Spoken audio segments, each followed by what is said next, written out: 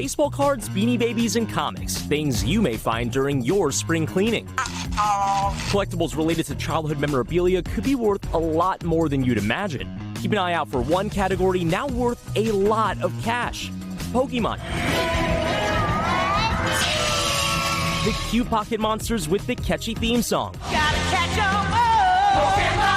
The franchise that started off in 1996 as a video game is now an icon of millennial culture. One of the most powerful Pokemon of all.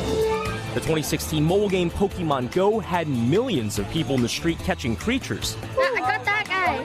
And Pokemon's latest trading card releases stirring up an absolute frenzy at retailers. Hey, don't do that, bro.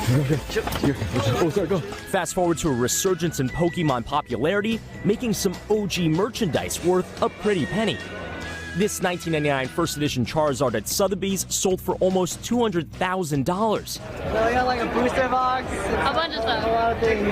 At a trading card show in Suffern, New York, savvy traders scoring big bucks, including 13-year-olds. It's Charizard base set Shadowless. 650, yeah. I bought it for 25 bucks. I'm probably gonna save up and buy a car, maybe 2 years, 3 years, yeah. Call that young money. The average card from the original set released in 1999 has more than tripled in value over just the last 2 years. Celebrities have jumped on the Pokemon bandwagon too.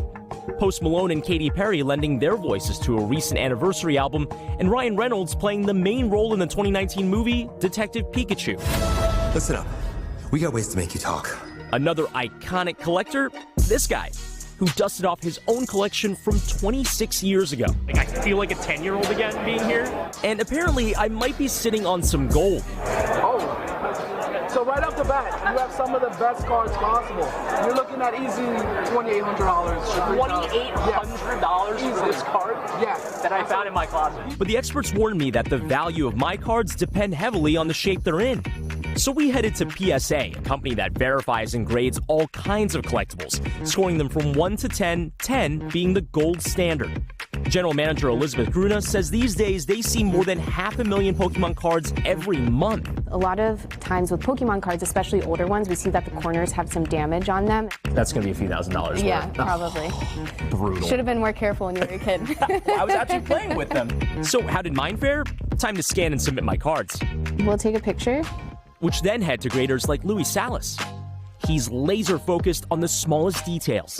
I'm looking at corners for this particular card. I'm looking at this edges to make sure there's no silvering. Once graded, my cards are encased in plastic and labeled with their score. I gotta tell you, I'm super nervous about this.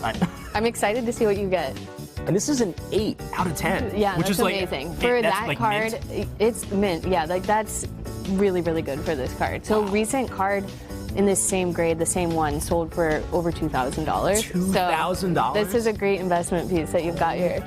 I'm not the only millennial who rummaged through their childhood bedrooms. Since Pokemon Pocket came out in October, we've seen about a 40% increase in the Pokemon submission volume.